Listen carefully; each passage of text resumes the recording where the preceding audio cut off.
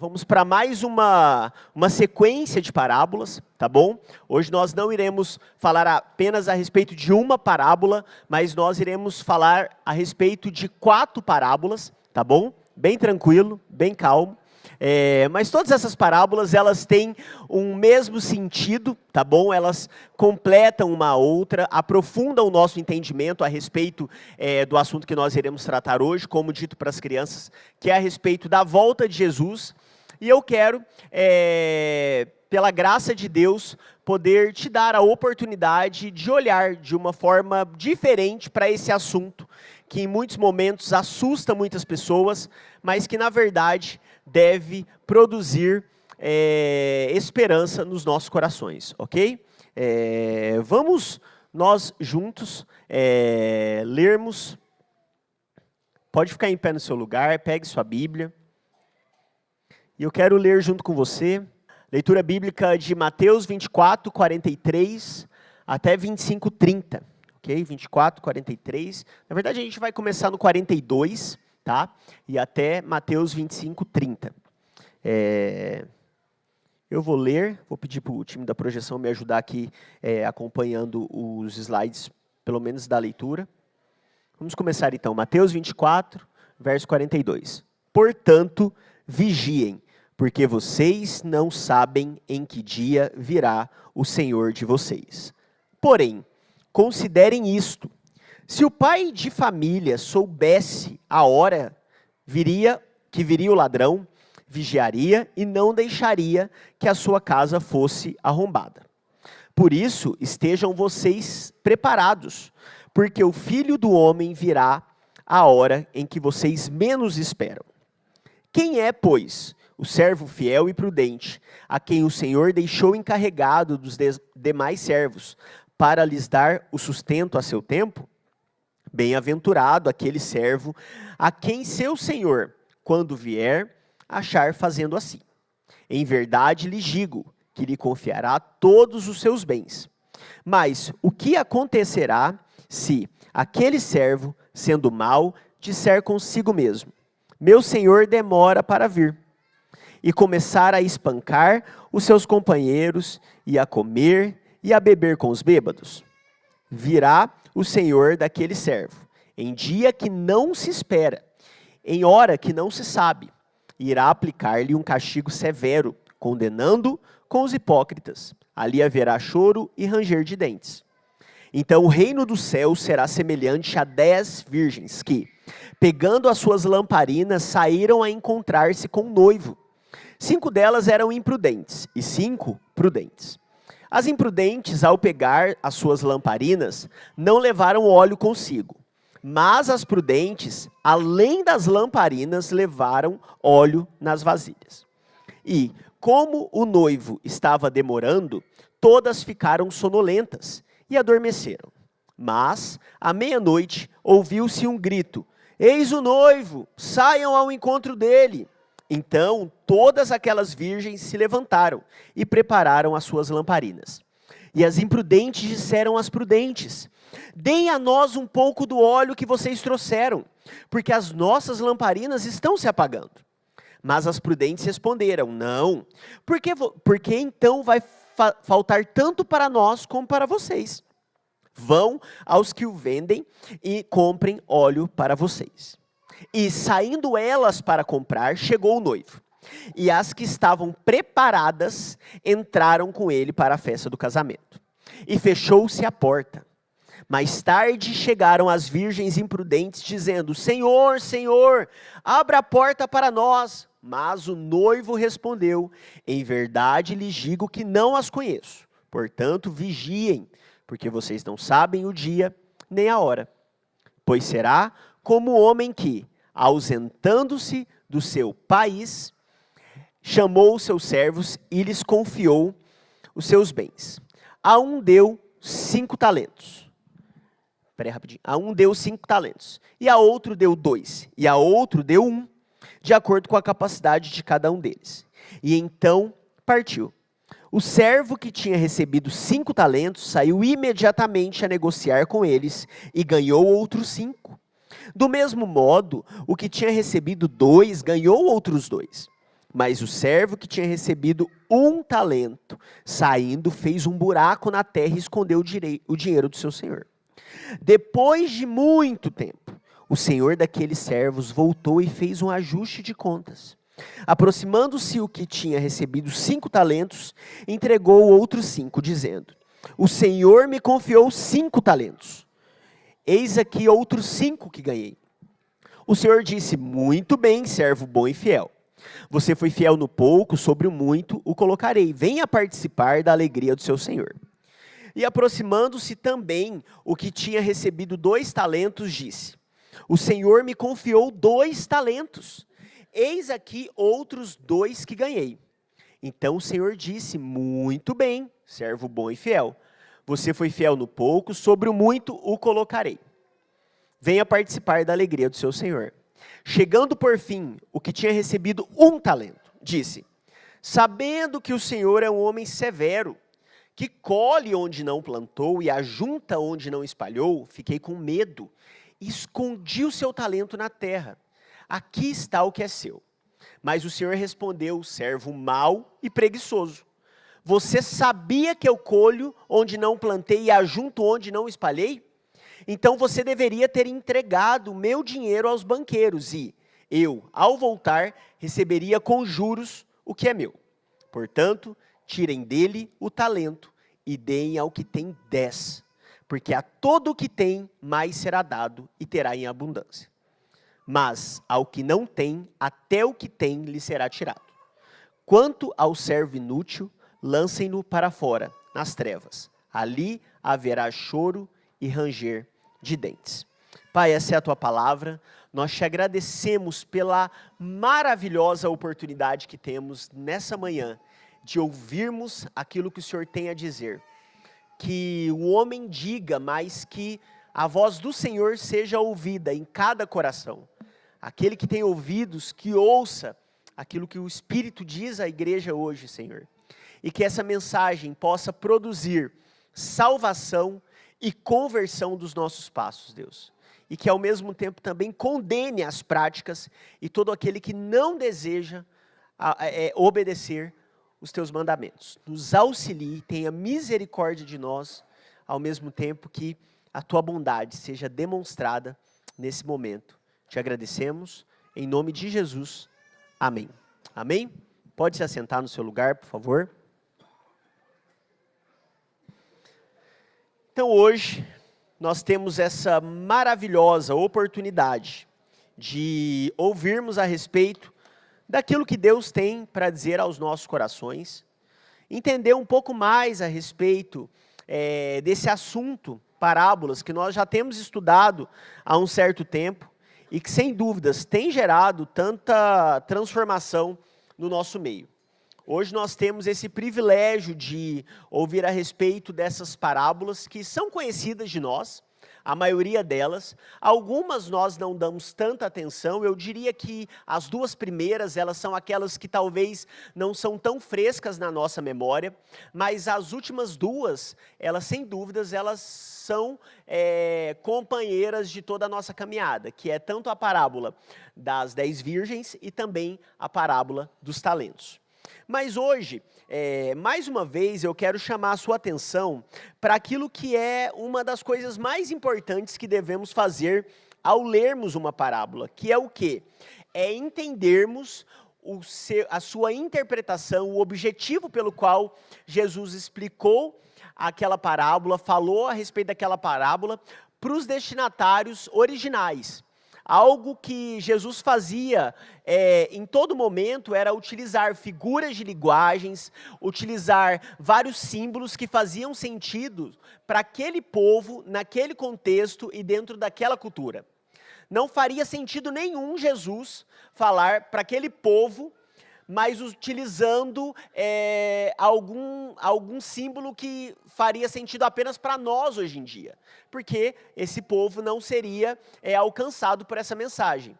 E aí está um dos grandes esforços que nós temos ao ler as Escrituras, é tentar o máximo que podemos, com as várias ferramentas que estão disponíveis para nós hoje em dia, interpretar a mensagem bíblica da forma mais fiel possível, que é da forma que ela primeiro foi ouvida pelos seus destinatários originais. E olhando isso, a gente vai olhar aqui dentro desse contexto que em vários momentos as pessoas inserem alguns significados contemporâneos em mensagens antigas. A gente percebe isso em diversos momentos. A gente quer dizer, por exemplo, a gente vai falar isso um pouco mais à frente, mas às vezes a gente diz que a semente, ela é o significado da semente para nós hoje, um pessoal totalmente urbano, é o mesmo significado da semente para um povo extremamente rural. A gente não conhece quais são as propriedades da semente e às vezes interpretamos de uma forma extremamente rasa ou até mesmo errada daquilo que é o significado original. E esse processo, a gente pode chamar ele de exegese. Fala comigo, exegese. Exegese é o contrário de exegese. Se você não está vindo na escola bíblica na terça-feira, é o motivo pelo qual você nunca ouviu disso. Porque a gente está falando aí, já tem uns 2 meses a respeito disso. O que é hermenêutica, que tem também várias outras matérias, sem ser teologia. Hermenêutica é somente a arte da interpretação de um texto. Hermenêutica é isso. Você lê o texto e você consegue interpretar esse texto, né? A hermenêutica é essa arte da interpretação. A hermenêutica, ela traz consigo diversas ferramentas que te auxiliam a extrair do texto bíblico a interpretação correta desse texto bíblico. Então, quando você pega, por exemplo, um martelo e aquele negócio assim, com ponta, que você bate, sabe? Não sei o nome daquilo, mas você sabe o que é. Você pega uma pedra bruta e você bate nela, você está ali fazendo um trabalho de hermenêutica, você está tentando extrair da pedra algo. Quando você extrai da pedra a parte dela que é fiel a ela, você extraiu a exegese, ou seja, a interpretação. Exegese é unicamente a interpretação. Porém, se você pega uma pedra que não é parte dessa pedra que a gente está trabalhando e cola nessa pedra, você está fazendo uma exegese, você está colocando. Exegese é isso, é tirar de. Exegese é colocar em. E aí a gente entende que a exegese, ela procura ouvir a palavra como os primeiros ouvintes a teriam entendido. Só então trazê-la para o mundo de hoje. A exegese, por outro lado, é quando fazemos o texto dizer o que queremos ouvir. E isso acontece em muitos momentos. Quer ver como? Você é um crente frio ou quente? Né? Porque se você é morno, Deus está com nada. Estamos aqui no louvor, né? O William está todo dançandinho aqui no louvor, porque ele é um crente quente. Mas a Ellen está bem fria. Mas a Pri, ela dá uma dançadinha, para. É morna. Nossa, credo. Mas tanto o morno e o frio estão condenados. Deus gosta do quente crente. Do crente quente. Não do quente crente, do crente quente. É que Deus gosta. Primeiro, o texto está colocando o quente e o frio no mesmo patamar.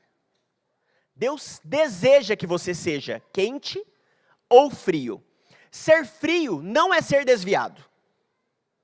Porque Deus coloca no mesmo patamar de importância. São sinônimos na perspectiva de adjetivo. É bom ser quente ou é bom ser frio. Ruim é ser morno. Mas às vezes a gente não consegue perceber isso. Tem até umas irmãs que estão ali, misericórdias. Está falando que ser frio é bom, está amarrado. Né? Não, eu te pergunto, para aquele povo, o que é quente e frio? Naquele momento, Deus está fazendo um trocadilho de águas. Que para aquela cidade, a água quente servia para um propósito. Um spa natural. E que era trazia tratamentos bons, medicinais, através daquela água quente. A água fria, ela é boa para o quê? Para refrescar o povo. Mas a água morna, além de não ser quente o bastante para tomar um banho, e nem frio o bastante para refrescar, ela tinha algumas composições que a pessoa, ao tomar, passaria mal e vomitaria. Então, Jesus está falando para eles assim, olha, você sabe a água quente de tomar banho? Queria que você fosse ela, porque daí me serve. Sabe a água fria de beber? Eu queria que você fosse como ela, porque daí dá para eu tomar. Mas sabe aquela água morna que quando você toma, você vomita? Para mim, vocês são dessa maneira. Vocês são inúteis. Ou a utilidade de vocês não me é útil. Vocês acham que são algo, mas estão enganados. O texto está dizendo isso. Talvez sem saber, gente, sem saber essa ideia do trocadilho de águas, o texto ele é suficiente para que a gente consiga entender isso. Mas nós vamos no texto bíblico com os nossos preconceitos, com as nossas experiências pessoais e damos uma interpretação que o texto não diz, e por esse motivo muitas pessoas estão sinceramente caminhando de forma enganada. Porque ao invés de extrair do texto, vão para o texto e colocam no texto o que desejam que o texto diga. Então, existe um esforço que nós devemos ter, sim, no estudo da palavra de Deus. Palavras, frases prontas como, não é preciso estudar, o Espírito Santo vai me revelar aquilo que é necessário, não serve para o nosso contexto, meu irmão. Porque o mesmo celular que a gente passa horas e horas do nosso dia dando risada, é o mesmo que dá para nós horas e horas de aprendizado. O problema é o que nós escolhemos fazer com isso. Ah, mas eu não entendo. É porque você não se esforça. No começo você também não ria. Existe uma responsabilidade sobre nós. E esse texto que a gente está abordando hoje é um texto que tem muito preconceito nosso já. Começou a ler, já sei o que é. Jesus vai voltar, não posso ser pego fazendo uma coisa errada. E glória a Deus. Né? Encher a vasilha de azeite, estou pronto. Orei em línguas ontem 3 horas. Coloquei louvorzinho. Cantei Reina em Mim, com certeza eu estou mais cheio, né? E aí vamos lá para entender alguns sentidos, né, importantes desse texto. O assunto é claro, é a volta de Jesus Cristo. Isso a gente já falou e a gente percebeu. Segundo, o momento. Qual que é o momento que Jesus volta? Não fala em momento nenhum da hora, mas qual que é o momento? O momento primeiro é mais tarde que o esperado, é mais cedo que o esperado, ou é em um momento inesperado. A gente vai perceber nessas 4 parábolas, esses 3 momentos acontecendo. Para alguns, é mais tarde que esperado, ou seja, nunca volta, aí voltou. Para outros, mais cedo que o esperado, não, vai dar uma demorada, voltou. Ou é em um momento inesperado, nem estou esperando, chegou. É isso que acontece, tá bom? E qual que é o público pelo qual Jesus fala? Os seus discípulos. E isso daqui é extremamente importante, gente. Porque tem muitas mensagens que Jesus, muitas parábolas que Jesus conta para todo o povo. O sermão escatológico tem como público-alvo os seus discípulos. Pessoas que caminharam com ele durante toda a sua jornada ministerial. E aí, quando Jesus vai falar a respeito desses assuntos, eles ainda trazem consigo tanta ignorância e tanta dureza de coração para conseguir compreender. Porque a volta de Jesus, além dela vir de um momento inesperado, ela vem de uma maneira que, nesse momento aqui, estava frustrando a expectativa dos discípulos. E aí a gente começa, então, a nossa jornada dentro dessas parábolas. A primeira parábola é a parábola do ladrão e o chefe da família. E essa parábola, ela é muito pequena. Ela tem 2 versículos só. Ela não é a parábola menor, não é a menor parábola das Escrituras, mas ela é muito pequena. Que o texto diz simplesmente, porém, considerem isso, se o pai de família soubesse a hora que viria o ladrão, vigiaria e não deixaria que a sua casa fosse arrombada. Por isso, estejam também vocês preparados, porque o Filho do Homem virá a hora que vocês menos esperam. Então, a gente lê esse texto, a gente entende de forma muito clara. Essa parábola, gente, ela é, assim, mais clara impossível. Ainda mais se você não mora num condomínio ou num bairro legal. Né? Ou a Fran. Fica ali, ó, será? Será que vai entrar? Né? Eu lembro que no começo, quando a Fran mudou, ela ficava com essa expectativa. Se eu soubesse a hora, mas não dá para saber. Eu vigiaria. Eu colocaria ali uma pessoa na porta. Gente, eu acredito que a grande maioria de nós não tem dinheiro para pagar um segurança para ficar na porta de sua casa. Nem vou perguntar se alguém tem, que vai que eu converso com você depois, você vai achar que é interesse. Porque talvez seja. Então eu vou ser tentado a isso. Não quero saber, não me contem. Mas imagine, você não tem dinheiro. Eu não tenho nada para colocar um segurança lá. Não tem. Não tem. Mas assim, se eu soubesse que hoje à noite, às 10h53, o ladrão vai entrar lá em casa, aí eu tinha. Aí todo mundo tem. Se não tiver, pede emprestado. Thaís, só me empresta aqui, porque é hoje, 10h53, o ladrão vai entrar, e aí eu vou colocar o segurança lá. Está resolvido. É hoje, 10h53. Mas ninguém sabe a hora. E o texto aqui, gente, quando ele fala, se o pai soubesse o momento, não está dizendo que é ele deveria saber, ou que é uma intenção de Jesus falar, vocês deveriam. Não, ele está querendo falar, não se sabe, nem fica ansioso. Não fica, porque se você gastar todo o seu dinheiro, colocando hoje, que eu estou ansioso, acho que, estou sentindo que hoje vai entrar o ladrão. Liga para o segurança, coloca você fica aí até o ladrão entrar. Dinheiro acabou, o menino foi embora, o ladrão entrou. Nossa, devia ter chamado 2 minutos depois. Então, não tem como saber. É isso que o texto está querendo falar, não tem como. E aí, por que não tem como saber, o que eu preciso estar? Vigilante. Porque o texto também, gente, ele não está em momento nenhum falando assim, o ladrão vai entrar e roubar tal coisa. Porque não é a intenção, não é sobre o que vai levar, o prejuízo que vai deixar, é que o ladrão vai chegar. Uma coisa está certa, o ladrão vem.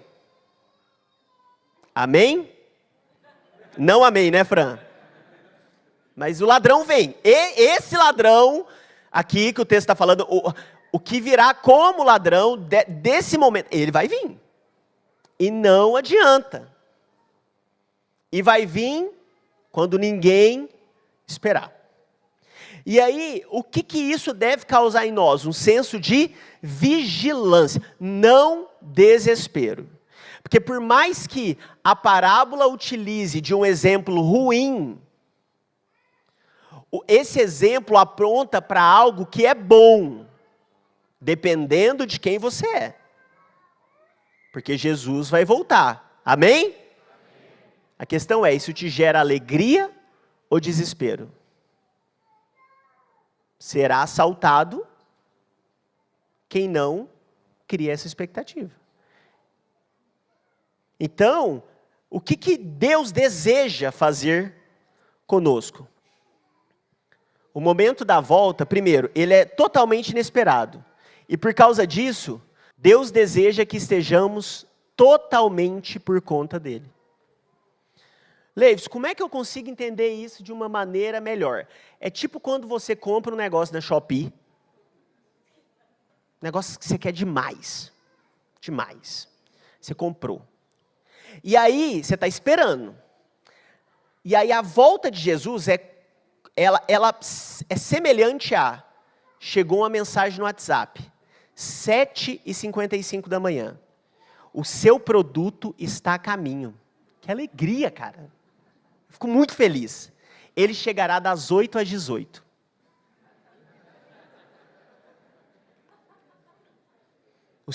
O seu produto está em rota de entrega. Ele chegará de 8 às 18.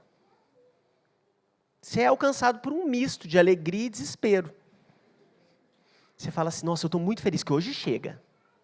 Mas você fica assim, mas eu não posso sair. Você vai na padaria transtornado. Eu moro bem pertinho da padaria. Tanto que, às vezes, a gente está chegando em casa... e tem alguma moto de entrega na porta de casa, quando a gente está para receber uma coisa, quase que a gente assalta a moto da entrega. Tipo assim, é casa 4?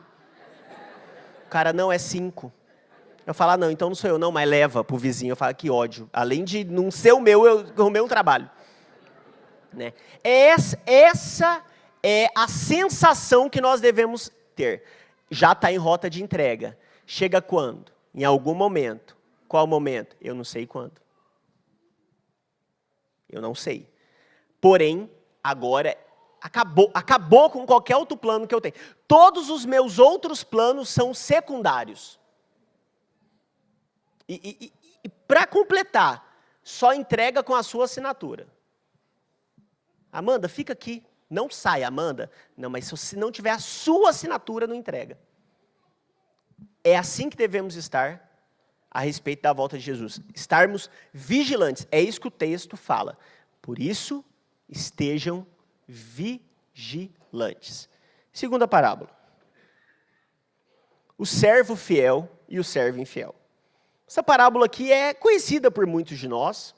Né? É uma parábola não tão conhecida como a outra, porque servo, senhor, é um estilo de parábola que aparece em vários momentos das Escrituras, tá bom? E aqui nessa, que começa ali no verso 45 e vai até o verso 51, a gente percebe que ela tem uma estrutura que nós podemos chamar de estrutura triádica ou simples de 3 ideias. É uma estrutura simples de 3 ideias, mas que tem o termo triádico, que é quando tem uma pessoa de autoridade, nessa parábola, Senhor, e todas as outras próximas parábolas são triádicas, tá? E ela vai colocar em oposição 2 realidades, 2 tipos de comportamento. Aqui, um servo que é fiel e outro que é um servo infiel. E esses servos infiéis, o Senhor, ele encarrega eles de uma função, ele se ausenta dessa função, ele se ausenta desse lugar e ele entrega para eles essa função. A questão é que, a partir do momento que ele se ausenta, a gente tem 2 atitudes sendo tomadas. Uma que é coerente com a que o Senhor disse e a outra totalmente incoerente. E aí a gente percebe, nessa realidade, Mateus 24:50, que diz, virá o Senhor daquele servo em dia em que não o espera e em hora que não se sabe. Da mesma forma da outra parábola, em um momento inesperado. O servo, ele precisava estar aguardando o Senhor, porém, ele não o aguarda. E mais do que isso, ele acaba porque ele está demorando, fazendo coisas totalmente contrárias. O texto lá de 48, verso 48 diz, mas o que acontecerá se aquele servo, sendo mau, disser consigo mesmo, meu Senhor demora para vir, e começar a espancar os seus companheiros e a comer e beber com os bêbados. A gente vai perceber que, perante a mensagem dada, a gente vê 2 perspectivas totalmente contrárias. Ele ficou encarregado pelos outros. Isso é algo muito importante na parábola. A parábola fala que Deus fala que o Senhor entrega uma função para eles, que é cuidar dos outros servos. Ele está cuidando dos outros servos. Então, um cumpre a função, cuida bem dos outros servos. E por isso, ele é chamado de servo fiel. Porém, o outro, ele espanca os seus servos, trata mal e também sai para beber com os bêbados. E aí a gente vai perceber que acontece uma mistura de perspectivas por causa do tempo. Porque, gente, aqui a gente vai mostrar que o tempo ele não é o problema, mas sim a perspectiva que nós temos sobre ele. Todas essas parábolas, elas vão trazer esse princípio embutido. O problema nunca é o tempo, se demorou demais, se foi rápido demais, mas sim a perspectiva que nós temos sobre esse tempo de espera. Porque tempo tem. A questão é, como que nós lidamos com o tempo? O servo, ele vê que está demorando e fala assim, então eu vou viver minha vida. Vou fazer o que eu quiser. Vou fazer o que me der na telha. E ele acaba sendo encontrado como servo infiel. Por quê? Porque ele não cuida dos outros. E aí a gente precisa ter algo em mente, gente, que é o quê? Que tudo o que recebemos do Senhor é um privilégio. Toda função, toda ordem que o Senhor nos dá é um privilégio. Por quê? Porque toda função, toda ordem que o Senhor nos dá é o privilégio de podermos cooperar com aquilo que Ele está fazendo. Não existe nas Escrituras momento nenhum que Deus dá algo para alguém, para que a pessoa possa usufruir desse algo para si mesmo. Não existe presente que Deus dá para ninguém nas Escrituras, dom, talento, habilidade que é para ela, mas sim para que ela possa trabalhar, cooperar juntamente com o Senhor naquilo que o Senhor está fazendo. Por isso nós chamamos de privilégio. É privilégio participar. Abraão foi chamado a caminhar com o Senhor, mesmo sem saber para onde o Senhor o levaria. Mas ele foi por causa do privilégio, da companhia que estava com ele enquanto ele caminhava. E quando nós temos a presença do Senhor como privilégio, a nossa mente não foca na recompensa, mas sim na fidelidade.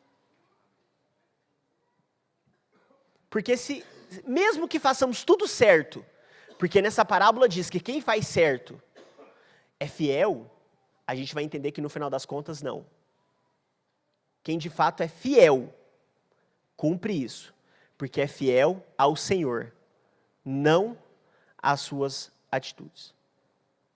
Não é sobre simplesmente a ordem que ele está trazendo. E aqui a gente percebe que esse servo ele se perde. E aí a gente percebe também que o Senhor, Ele nos confia ofícios e responsabilidades não para o nosso próprio prazer, mas para o bem dos outros. E se nos esquecemos do retorno de Cristo, corremos o risco de abusar de nosso encargo. É o que a gente fala aqui constantemente. Quem não lembra que Jesus vai voltar constantemente, acha que precisa se salvar aqui mesmo, já estando salvo, e utiliza o outro mais como prancha para não afundar do que um companheiro para continuar a remar. Quando nós tiramos de vista que o Senhor vai voltar, nós utilizamos dos companheiros que Deus nos dá para a caminhada, como pessoas que nós vamos maltratar delas. Porque é o que esse servo fez, ele espancou, ou seja, quero arrancar a vida do outro.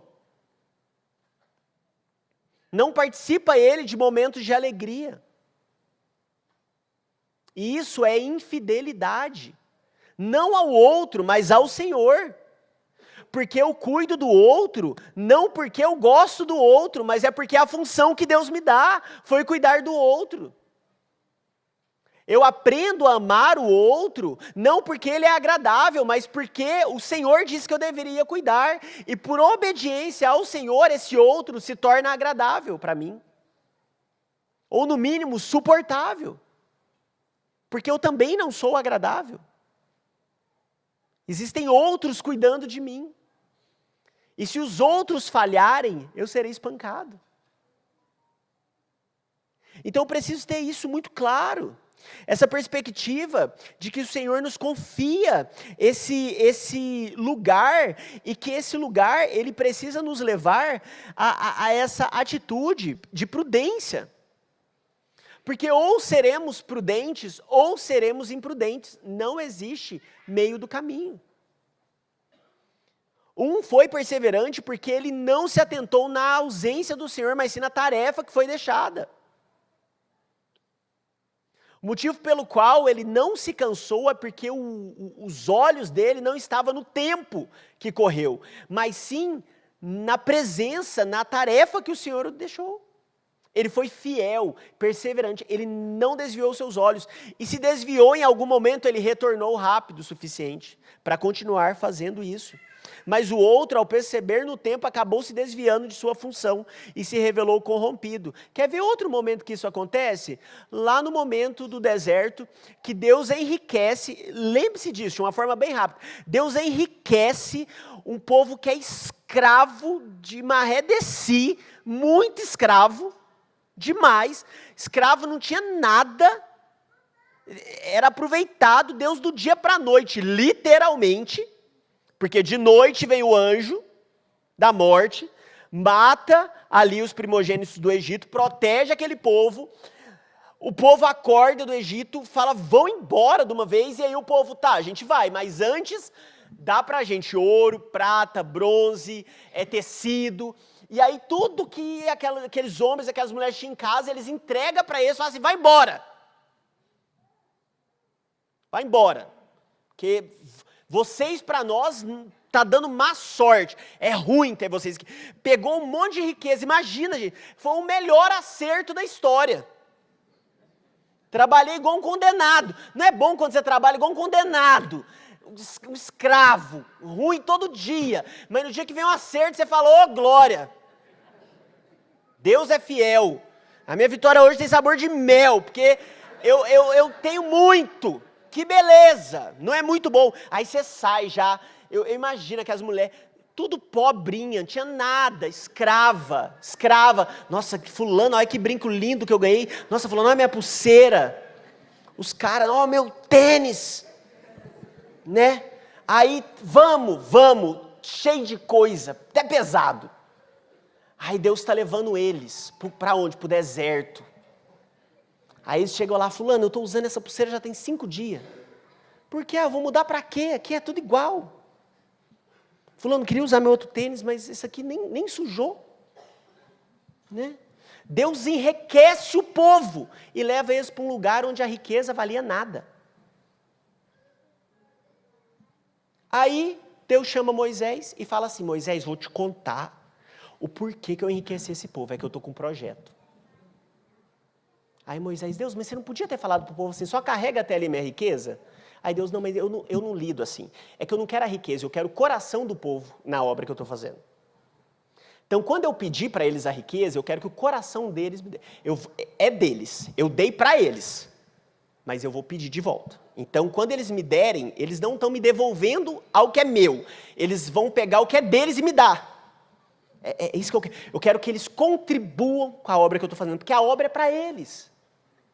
Aí Deus está falando com Moisés, meu Deus, sua ideia é genial. Genial. Aí começa um barulho, Moisés fala, nossa, que barulho é esse? Será que é guerra? Aí Deus fala, não é, menino. O que é? Festa. Não, é festa? Por que festa? Então, eles construíram um bezerro. Mas com o quê? Eles não tinham nada. Com o que era meu. Aí desce lá, o bezerro, o ouro, que era para construir a arca. O que eles fizeram? Um bezerro. Porque riqueza sem propósito é peso. E para eu me livrar de peso, eu construo ídolos no meio da minha caminhada. Mas graças a Deus, que Deus deu o suficiente. E aí o povo se arrepende. Aí o povo se volta para o Senhor, e aí Moisés fala, gente, o Senhor falou para trazer isso, aquilo, outro, não, o povo fala assim, eu quero me livrar disso aqui. Sabe que momento da vida que uma hora você quer muito dinheiro, a outra hora você fala, não quer nem que dinheiro exista. porque dinheiro é ruim. Aí o povo começa, vai, dá, ouro, e começa a ter tanto, aí Deus fala assim, o povo fala para Moisés, fala para o povo parar de trazer, já tem o suficiente. Aí Deus fala, não, já tá bom, não, vai que aparece um bezerro de novo. Ele, não vai, por quê? Porque Deus agora tem o coração de vocês. Mais para frente acontecem outras coisas, né, a gente sabe. Bezerro é só uma vez. É isso que acontece quando a gente não percebe que os dons que Deus nos dá é para o outro. A gente se torna imprudente, a gente não trata com o carinho necessário. E isso, gente, é tanto para quem tem muito e quanto para quem tem pouco. Porque bobo é quem acha que só constrói bezerro quem tem ouro sobrando. Tem hora que os ídolos mais vagabundos, no sentido de que é nada, é apegado por gente que também não tem nada. Não tem nada, mas conseguiu construir um ídolo. Porque o ídolo não é algo que nós construímos com as nossas mãos, mas sim com o nosso coração. Todo coração corrompido é uma fábrica de ídolos, que funciona a todo vapor. Tem hora que é um sofá. Depois que o sofá chegou naquela casa, virou um inferno na sua casa. Ninguém senta, ninguém tem paz, ninguém anda. Ah, vou sentar no sofá. Não! Nossa, era melhor então quando era chão. Tinha mais paz, mais alegria. Não é verdade? Ah, mas então vou deixar acabar com o sofá? Não, meu irmão, não é acabar vai. Porque é material, coisa matéria acaba. Ser bom mordomo não é ser segurança. O mordomo, ele não é um segurança, ele é alguém que cuida. Ele cuida. Então a gente precisa ter isso muito claro. É a prudência ou imprudente. Nós somos. E o Sproul, ele vai falar algo muito interessante, que a demora do Senhor não é ausência, mas é teste. Olha que bênção. Cada mordomo é provado no tempo de espera. A fidelidade se revela não na chegada do mestre, mas na sua aparente demora. Gente, a fidelidade não é a hora que o chefe chegou e você está fazendo o que tem que fazer. Né? É assim às vezes que a gente age. Estou ali fazendo um monte de coisa. O chefe virou a esquina. Nossa, mudou o fulano. Estou aqui digitando, estou lendo, estou martelando. Ah, sou fiel. O problema é que o seu chefe, o seu senhor, ele está presente em todo momento. Às vezes a gente mede a nossa fidelidade de forma errada. Fidelidade não é o que o outro fala sobre mim porque me viu fazendo algo. É o que o Senhor diz sobre mim quando ninguém está me vendo. Isso é fidelidade. É sobre isso que essas parábolas dizem. Mas as parábolas, elas continuam. E aí chega a top 1. As 10 virgens. Ontem, quando eu estava lendo, estudando isso, eu estava assim, ó. Eu vou ligar para a Deise e para o Fábio.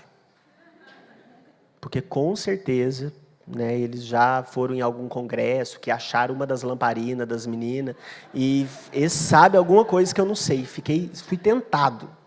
Mas eu falei, eu não, vai que eu ligo, e eles dizem algo mais do que eu quero saber, e me deixa mais desesperado. Eu falei, não, então, aqui o livro, isso aqui já é o suficiente, glória a Deus. Aí depois eu pergunto, que daí eu fico com aquela questão, poxa, poderia ter falado, né? Em vez de, meu Deus, eu tenho que falar. É muita coisa. E ela também tem uma estrutura triádica, que é o noivo, e aí a gente percebe virgens prudentes e virgens e prudentes. E essa parábola em específico, eu quero rapidamente corrigir algumas questões que a gente tem em mente. Primeira de todas, ela é uma parábola, como as outras também, que trazem cenários possíveis, reais, tá? Porque não é uma figura de linguagem, não é uma coisa assim, Jesus, imagine que... Não, ele está falando de uma coisa que acontecia. Aconteciam casamentos. As virgens, e por virgem, jovem, uma jovem, as amigas da noiva, as damas de honra, elas estavam ali. E elas ajudavam no acontecimento dessa celebração maravilhosa que é o casamento. E aí a gente, olhando para essa parábola, algumas coisas que dentro dessa parábola, Jesus não quer dizer, tá? É isso que eu quero que você entenda. Dentro dessa parábola, Jesus não quer dizer, primeiro, que a virgem é a igreja. Na parábola, a virgem não é a igreja. Jesus não está falando isso ali. Ele está contando uma história que aconteceu. E ele também ali, ele está falando essa história que o noivo não é o Jesus. Ah, mas o sentido da parábola, a gente vai entender isso depois. Hoje nós interpretamos dessa forma, mas ali, para aquele contexto, porque a mensagem desse texto não é falar sobre o casamento. O ápice, o centro dessa passagem não é falar sobre o casamento, é falar sobre a falta de óleo das imprudentes e a presença do óleo das prudentes. Porque esse é um dos erros que a gente tem. Está vendo tanto que é difícil a gente sair do preconceito? Eu estou te falando, você está, não, mas é, que é isso? Está amarrado? Não, é, porque eu já estou condicionado. Condicionado. Eu procurando algumas coisas na internet, eu vi, gente, um vídeo quase 2 horas, significar coisa por coisa da parábola das 10 virgens. Horóscopo. O preto significa isso, a menina cacheada significa tal coisa. É uma loucura. E o pior é que a gente gosta, né? A gente gosta. Se não for assim, você fala, não, mas é só isso? Não, tem que ter mais.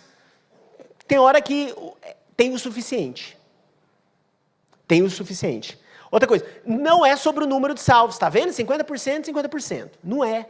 Outra coisa, o óleo não é o Espírito Santo. Meu Deus, que heresia. Faf e Vieira saíram, a igreja ficou louca. Né? Como assim não é o Espírito Santo? É o óleo. Não é o Espírito Santo, você acredita? Onde que está falando que é o Espírito? Não está. Ah não, mas tem que ser. Não tem. E outra coisa, adormecer não é um erro. Olha só. Menino, não adormece. Jesus está vindo. Não, eu posso dormir sim, eu tenho óleo aqui. Quem não devia estar dormindo é você, que não tem. Né? Aí, não é um erro. Não é um erro ali. Isso precisa ser muito claro, porque quando a gente vai fazer essa exegese, né, a interpretação, a gente entende que não é uma figura de linguagem, mas sim um exemplo de algo cotidiano. Como que o casamento acontecia? De uma forma muito rápida. O casamento acontece, um acordo familiar, né, naquela época, a grande parte das vezes, quase sua totalidade, famílias faziam acordo entre si e o casamento fazia parte de fechar esse acordo. Então eles acordavam ali e eles noivavam. Eles noivavam e a partir daquele momento de noivado, eles já eram considerados casados legalmente, mas eles ainda não estavam prontos para morar juntos. Por quê? Porque agora a noiva vai se preparar e o noivo vai construir a casa, vai organizar a casa, que em muitos momentos era no terreno do pai, em alguma propriedade do pai. Tanto que Jesus ele vai falar, né? Eu preciso ir porque eu vou construir moradas. Porque na casa do meu pai há muitas moradas e eu vou preparar um lugar. Ele está falando do que ele vai fazer. Então ali o noivo ele precisa fazer isso também. E aí, agora nesse momento da preparação, o noivo depois de já ter preparado, porque uma coisa, gente, que precisa ser clara aqui, a noiva, a partir do momento que ela noivava, ela precisava estar pronta todo momento. Ela precisa estar preparada. Ajustes finais eram feitos nesse momento que estava chegando. Agora, o noivo, ele vai fazer ali o que ele tem que fazer. E ele simplesmente virá. E quando ele vir, ele precisa encontrar a sua noiva preparada. E aí, depois, né, então o noivo ia lá, arrumar a casa e tudo mais. Tá pronto, então bora lá. E aí começava a vir, né? Existem momentos que contam essa parte, né, que o noivo está vindo com a sua comitiva, e aí, ao saber que o noivo está vindo, essas moças agora ligavam as suas candeias e levavam o noivo até a casa da noiva para pegar ela, ou o noivo vinha, encontrava com a noiva, e nessa caminhada agora, levando a noiva para a festa do casamento, para o lugar do casamento, essas amigas se preparavam e guiavam também durante essa jornada. Aqui encontra no meio do caminho, ao meu ver, e também que eu vi em vários lugares, é a que parece mais coerente com a história. Mas algumas coisas são importantes para a gente entender aqui. Primeiro, a candeia não é aquela lamparina enorme, essa lâmpada não era aquela coisa gigante, né, que a gente vê. Não, era bem pequeno. Sabe a lâmpada do Aladim? É verdade, você sabe a lâmpada do Aladim? É tipo aquilo, é uma lâmpadazinha do Aladim ali, que não armazena tanto óleo. E aí tem ali, né, o cordão. E elas não levavam assim, ó. Não, elas levavam meio que próximo ao rosto. Porque a grande questão dessa candeia não era simplesmente iluminar o caminho, mas era mostrar quem elas eram. Porque quando eu estava lendo isso, eu falei assim, gente, com toda a minha expertise, brasilidade de dar um jeito, gente, eu não tenho óleo, eu dormi, não trouxe óleo, esqueci, mas vou colar na Natália? Porque o que a candeia dela iluminou para mim, o buraco que ela não caía, eu não caí. Gente, tinha 5 para iluminar. Por que não dava para ir junto? Porque a questão principal não era iluminar, porque se a noite tivesse muito estrelada, a gente está falando do contexto de deserto, não tinha poste para todo lado para acabar. Não, a própria noite, a própria lua, as próprias estrelas podiam iluminar bem o caminho. A questão é, quando olhassem, ia falar, quem que é essa fulana que está andando sem lamparina? Porque qualquer coisa que acontecesse era segurança. A lâmpada, ela falava sobre a segurança que essa virgem tinha. É por isso que não dava para usar da outra. Mas eu vou bem coladinho com você, não dá. Aí elas dormem. Porque, vamos combinar? Deu uma demoradinha, né? Demorou. Elas talvez toda empolgadinha. Ai, tá vindo, vamos correr. Aí chegou lá, meu Deus, mas não tá vindo. Mas não tá vindo. Deu sono, dormiram. Aí quando dormem, escutam, o noivo tá vindo. Aí levanta. E quando levanta, estão lá se organizando, a fulana, a outra, tipo assim, olhando, nossa, menina, meu óleo não vai dar. Aí olha para a outra e fala assim, não, me dá aí, não, eu não posso. Por quê? Porque o conhecimento e a ignorância na nossa vida cristã caminham bem juntos. Fé é a dose certa de conhecimento e ignorância que nós precisamos ter. Porque ninguém sabe tudo, gente. Elas sabiam que o noivo vinha. E algumas, como não sabiam quando, porque sabiam que, não sabiam quando, falou assim, eu vou levar um pouco mais. Prudente. As outras, não, ele vai vir, mas deve vir rapidinho. E se demorar, eu dou um jeito. E aí não tem como dar jeito. Por quê? Porque a gente percebe nessa parábola que a prudência e a imprudência, elas caminham também próximos uma da outra. Está a um passo, o quê? De se preparar ou não. É simplesmente isso, ser prudente ou não.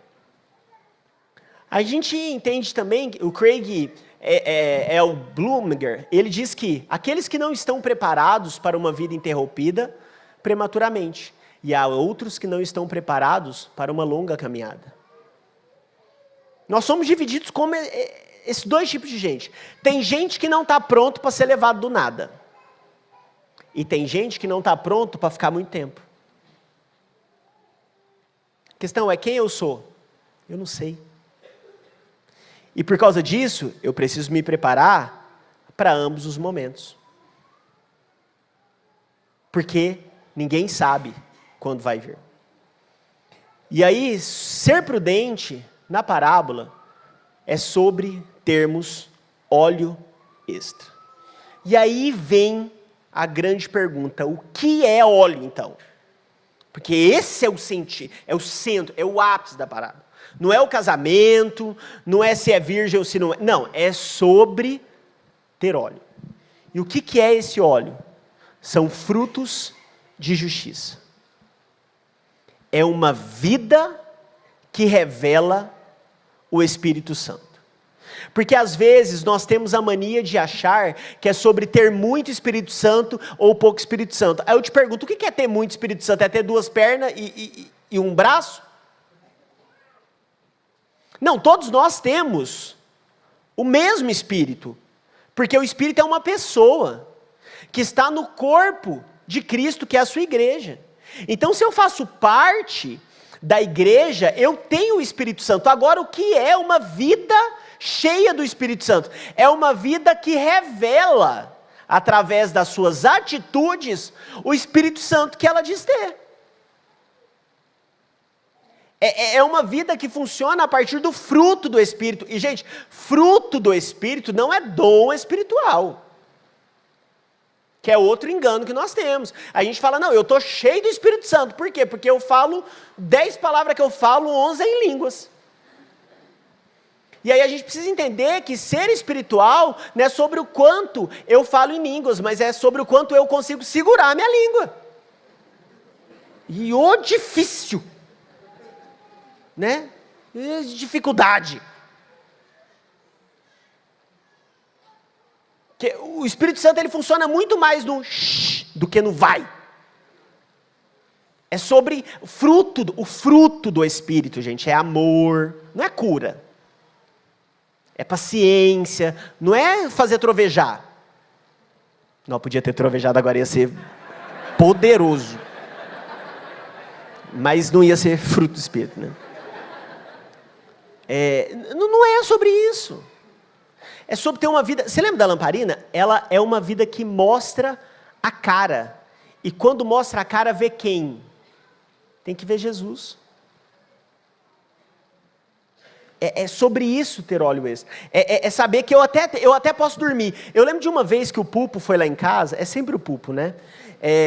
Eu morava sozinha ainda, no começo. Aí um dia o Pupo conversando. Bababá, não sei o que, falando. Né? Conversando. Se você já teve com o Pupo, você sabe. Fala. E ele está falando e eu estou assim. Né? Aí do nada ele falou, não, porque daí eu falei para o fulano, porque todo mundo, não sei o quê, não, o fulano quer, vou tirar um descanso. Eu falei, isso eu até entendo, porque assim, o Senhor quer que nós descansamos, mas em muitos momentos nós estamos mortos, não descansando. Na hora que ele falou aquilo, eu falei, sou eu. O problema não é dormir. O problema é que algumas sonecas que nós tiramos são eternas. Quando levantamos, parece que ainda estamos dormindo. Não mais vivemos uma vida que pratica, que tem óleo. Nós vamos levantar, você está cansado, descansa, vamos levantar, vamos continuar andando. Não, agora eu preciso começar tudo de novo. Não dá tempo. Se o Senhor estiver voltando. Se for sua realidade hoje, acorda e vai buscar óleo. Mas se não, pode talvez ser tarde demais. E por último, uma parábola. A dos talentos, que é top 2. Né? Top 1, 10 virgens, top 2 dos talentos. E aí a gente vê que ela também tem essa estrutura triádica. Tem o Senhor, tem servos bons e tem o servo mau. 2 servos é colocados no mesmo lugar, são bons. Os outros são maus. E a gente percebe que o Senhor desses servos, ele não trabalha com igualdade, mas ele trabalha com equidade. Por quê? Porque ele vê um servo, e ele vê nesse servo muita capacidade. Aí, porque ele viu muita capacidade nesse servo, ele dá 5 talentos para ele. Ele vê o outro servo, e ele vê um pouco menos de capacidade. Mas não está querendo dizer de importância, gente. É capacidade. E ele entrega 2 talentos. Aí ele vê o outro servo, que não é tadinho. Porque às vezes a gente tem essa mania. Ai, tadinho, só consegue 1. Não, é a capacidade dele. Glória a Deus. Toma 1 talento. Nenhum dos servos ficou sem nada. Todos eles ganharam algo. O talento, ele era uma forma de se calcular dinheiro, né, riqueza. E um talento, ele era mais ou menos 6.000 denários. O denário é um dia de trabalho. Então, um talento era mais ou menos 16, alguns estudos, 20 anos de trabalho. Um talento. Então, teve um cara que ganhou 100, quantidade, 100 anos de trabalho, vou colocar por 20, porque 16 é mais difícil calcular, né? Vamos no 20, 100 anos. O outro ganhou 40 anos, e o outro 20 anos. Poxa, é muita coisa. E aí, quando eles recebem essas capacidades, eles têm duas possibilidades, que nessa parábola se mostra, né, como investimento ou enterrar. E aí, algo que a gente precisa entender é que Deus, Ele sabe qual que é a nossa capacidade, e por isso, Ele distribui os seus talentos de acordo com a nossa capacidade. Se estamos carregando algo que não temos capacidade para carregar, provavelmente não foi Deus que nos deu. Isso é muito importante, porque BO que a gente que arruma e fica pesado, não é porque o que Deus me deu é muito pesado, foi você que caçou. O que Deus te dá é capacidade. E tem gente que de fato tem menos que as outras. Menos capacidade de dom de voz. Deus olhou para mim e falou, isso aqui não pode cantar. Né? Não consigo. Né? Beleza. Sabia que beleza é um dom? É verdade, gente. Poxa, é um dom, graças a Deus. Né? Você poder olhar para algumas pessoas. Tem gente que você olha e você descansa. Eu não sei você, eu estou falando sério. Tem pessoa que você olha e você fala assim, nossa, glória a Deus. Nossa, que coisa bonita. Traz descanso. Eu não sei você. Eu descanso. Eu falo, ai, que dia bom. Olhar gente bonita. Tem gente que não descansa. Você passa um tempão. Você fala, eu não posso julgar. Não posso isso. Não posso aquilo com o outro. É verdade. Tem gente que não tem... Gente, tem gente que não teve dom para ser mais bonito do que se é. Você sabe no seu coração. Você sabe... Verdade. Nossa, se Deus tivesse me dado uma voz, eu ia usar para o Senhor. O que vos digo, não usaria. Eu conheço o pecado do meu coração. The voice ia ser o mínimo. Tipo, você não canta tão bem. Então me mostra aí como é que é. Não vai. Não vai. Então, Deus viu e te deu o dom. A questão é, eu tenho 5, eu tenho 2, eu tenho 1. A questão não é quanto que se tem. O quanto que você tem, tanto faz. A questão é o que você faz com o que se tem. Porque alguns investem, levam para um bancário, levam para um lugar, para o outro, tipo, nossa, eu vou aqui fazer algo. O outro enterra, e aqui está algo muito importante. Enterrar não estava querendo falar que ele estava falando assim, ai credo, não quero esse dom. Não, enterrar também era uma forma de se guardar tesouro na época. Tanto que até hoje se acha tesouro. Mas era uma forma extremamente medrosa. Se enterrava em tempos de guerra. Se enterrava em tempos sombrios. Ali ele não falou isso, o Senhor deu. Um saiu todo feliz, ele pegou os 5, nossa, que alegria. Saiu, investiu, e na hora que o Senhor veio, deu. Nossa, aqui eu tinha 5, tenho mais 5. Ele falou, nossa, você foi fiel no pouco. Venha participar aqui da alegria do seu Senhor. Aí o outro, nossa, ganhei 2, todo alegre, todo feliz. E aí chegou lá, aí o Senhor falou para ele, né? Nossa, então, quanto você tem agora? Não, eu tinha 2, eu fiz aqui, agora tenho 2 e tudo mais. Aí o outro chega. Ele viu, gente, olha aí, ele vê o talento, e ao ver o talento ele não se alegra, ele ficou com medo, porque ele falou assim, sabendo que o Senhor é um homem severo, que colhe onde não plantou e ajunta onde não espalhou, fiquei com medo e escondi seu talento na terra, aqui está o que é seu. E aí a gente precisa entender algo, que na economia da graça, o dom ele nunca pode ser retido. Porque o talento, Ele não é simplesmente para você, como a gente já disse, ele também, e principalmente, é para o outro. Desenvolver o nosso talento é a forma que nós mostramos a gratidão que temos por aquilo que recebemos do nosso Deus. E aí, algo que a gente vai perceber é que a alegria e a fidelidade caminham juntos.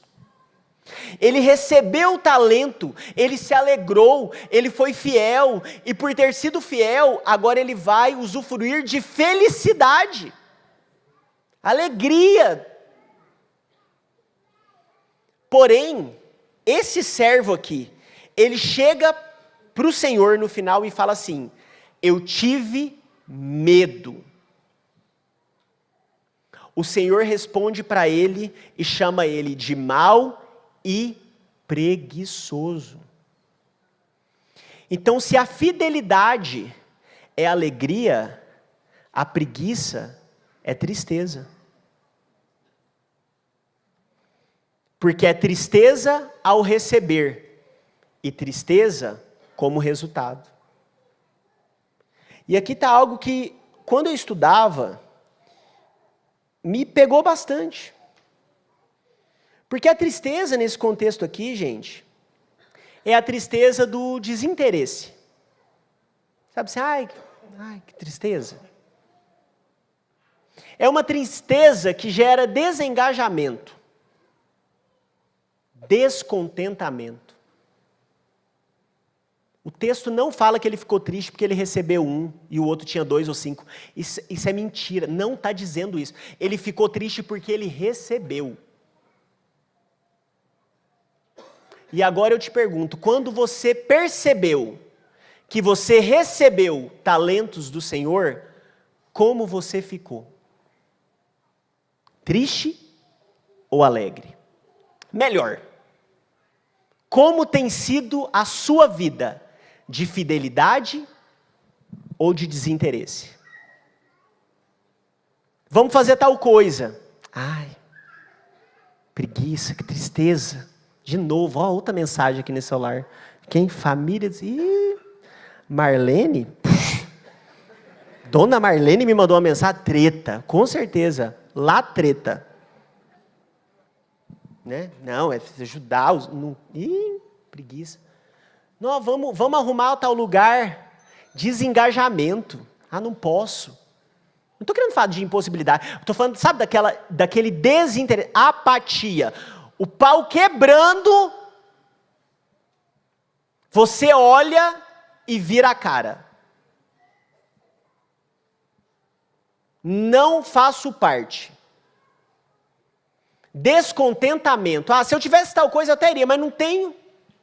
Ah, se eu tivesse de tal forma, a impossibilidade, tristeza, preguiça. É isso que é preguiça. Quando nós temos um coração de tristeza, porque estamos ressentidos por alguma coisa. Ah, queria que tivesse sido assim, já que não foi, eu não faço. É preguiça. Não, estou cansado. Não, é preguiça. A resposta é sempre não posso. A resposta é sempre não quero. Não, até queria, mas não faço. Isso é desinteresse, desengajamento, descontentamento, preguiça, pecado. Com o talento que Deus me deu. É contrário à fidelidade que o Senhor me chamou para ter. E a gente precisa entender que Ele vai voltar. E onde está seu talento? Com os bancários ou enterrado? De vez em quando eu até desenterro, mas eu boto a enterrar de novo. Tristeza, preguiça, pecado. Não é a postura daqueles que se alegram ao Senhor, com o Senhor. E eu quero que a gente entenda algo, e com isso eu encerro. É a confusão evangélica que existe no nosso meio por causa dessas verdades. Por quê? Porque às vezes nós acabamos tendo uma forma muito cristianizada de perceber aquilo que está sendo dito. Ou seja, tudo a gente quer entender por agora, e não da forma que foi revelada lá atrás. A gente não percebe o privilégio. Gente, olha isso. Você foi fiel no pouco. O cara recebeu 5 talentos. Já era 100 anos de trabalho. E aí ele multiplicou para mais 100 anos. E Deus fala que ele foi fiel no pouco. Isso era uma riqueza que a gente não consegue contabilizar. Imagina você ter 40 anos de boa. Meu sonho. E aí Deus olha isso e fala assim, é pouco. Vem agora participar da alegria do seu Senhor. Deus está dizendo que tudo aquilo que Ele nos dá aqui na terra é pouco perto daquilo que iremos alcançar quando a alegria dele for completa. É pouco, gente. E às vezes a gente acha que vai ser os top da glória. Mas não serve o irmão com a simpatia que Deus nos deu. Com o talento, a agilidade, com a voz, com qualquer coisa que eu tenho, com o meu abraço. Gente, quem quer servir, serve com o que tem. Primeiro café que eu fiz, eu vim para a igreja do café em 2020, né? Do café da comunhão. Vim para a igreja da comunhão. Saí lá de Belo Horizonte, né? Tem inclusive um amigo aqui meu, levanta a mão aí, Joãozinho, aquele menininho ali que parece ter, agora está com 18 anos, quando a gente estudou e morou junto tinha 15, mas ele já tinha 18. A gente morou junto uns 3 anos, né, João? Talvez mais, lá em Belo Horizonte, fizemos seminário junto. Eu saio de lá, venho para cá, porque, nossa, eu quero ter comunhão, os irmãos da comunhão, vou vir para a comunhão. As mesas bonitas, aquelas coisas lindas. Aluguei o apartamento, tinha lá no apartamento uma cama, tinha uma poltrona, eu tinha uma chaleira elétrica, porque eu não tinha fogão ainda, e eu tinha o café, ou chá, tinha chá, que era o que eu tinha trazido de uma viagem quando eu vim, e eu tinha um pacotinho de biscoito que a Jaque mandou para mim quando o Fafa foi me visitar, e foi o Fafa e o Vieira me visitar lá em casa, quando eu cheguei. Primeira semana. Estava tudo sujo ainda. Eles foram lá. Aí o que eu fiz? Eu peguei a chaleira, porque não tinha fogão, mas tinha água e tinha energia. Esquentei a água. Tinha uns copos que eu tinha trazido e coloquei o chá, a água. Comer. Eu lembro, tinha os biscoitos que a Jaque mandou, e eu tinha um pote de castanha que eu trouxe. Pobre quando viaja para o exterior é isso, né? Nossa, a castanha lá é R$200. Vou comprar aqui, que é mais barato, né? Trouxe castanha, quase sendo deportado de volta com a castanha. Eu falei, gente, vamos comer castanha, negócio. Aí Vieira, senta aqui em cima, né? Vieira para mim era, né? Vieira, senta aqui. Fafa, você senta aqui no chão. E eu sento aqui no chão com você, Fafa, que a gente é mais normal. Né? Vieira é o Vieira. E aí, foi uma profecia, porque se eu tivesse botado Vieira para sentar no chão, se sujava, estava até hoje se limpando. Né? Vamos comer. Mas onde que estava a sua mesa? Onde que estava a sua cadeira? Eu não tinha, mas eu tinha aquilo. E era o necessário para ter o quê? Comunhão. Por 3 anos, as cadeiras que tinha lá em casa eram as da igreja. Que às vezes a igreja encheu, o público falava assim, tem como você trazer as cadeiras? Eu falava, não, público, vamos deixar seus irmãos em pé. Porque meu medo era levar as cadeiras e não deixar eu trazer de volta. Né? Por quê? Porque era o que precisava. E às vezes a gente acha que a gente não tem o suficiente para fazer e participar daquilo que o Senhor nos chamou para fazer. E aí, o alerta é, vigiem, porque vocês não sabem em que dia o Senhor de vocês voltará. E aí a gente pensa, né, que a esperança, ela é um fruto gerado pelo Espírito no coração de todo aquele que nasceu de novo. E a nossa resposta deve ser a perseverança e uma vida piedosa. Queria chamar o pessoal da banda, por gentileza. E aí a gente começa a entender que, se me falta esperança pela volta do Senhor Jesus, se me falta esperança para lembrar que Ele vai voltar, às vezes o que me falta é tudo. Porque a esperança é um fruto que o Espírito gera no meu coração. Não é uma atitude que eu tenho, eu não me forço para ter esperança, eu simplesmente tenho. Por quê? Porque eu sei que Ele voltará. E aí a gente tem que entender o porquê Deus não nos diz o exato momento da sua volta. Porque se Deus dissesse o exato momento que Ele volta, todos nós seríamos picaretas. Íamos fazer só o que gostamos, para no final correr atrás daquilo que Deus gosta. Íamos querer ser pegos fazendo a coisa certa, mesmo não nos tornando a pessoa certa. E a gente precisa entender que o motivo pelo qual Deus não nos diz o exato momento da sua volta é porque Ele não quer um povo que faz o que é certo, mas sim um povo que se tornou em quem é certo, Cristo Jesus. Deus está nos chamando para uma caminhada não de atividade, mas sim de transformação. Não é sobre o que o meu talento pode fazer, mas é sobre o que o talento em mim pode revelar. Se não é Cristo, eu corro para o Senhor e falo, eu tenho talento, não estou conseguindo revelar a Cristo, não estou conseguindo ser fiel. Senhor, me auxilia a revelar a Cristo com aquilo que você me deu. Os fiéis e prudentes, eles são revelados em sua perseverança enquanto esperam. As parábolas aqui, ela não tem um propósito de evangelizar, mas sim de dizer a respeito da escatologia. O propósito dessas parábolas é escatológico, não evangelístico, por mais que elas são ótimas ferramentas de evangelização. Mas aqui Deus não está falando, se você fizer isso, você vai tal coisa. Não, Ele está querendo dizer, existem 2 homens.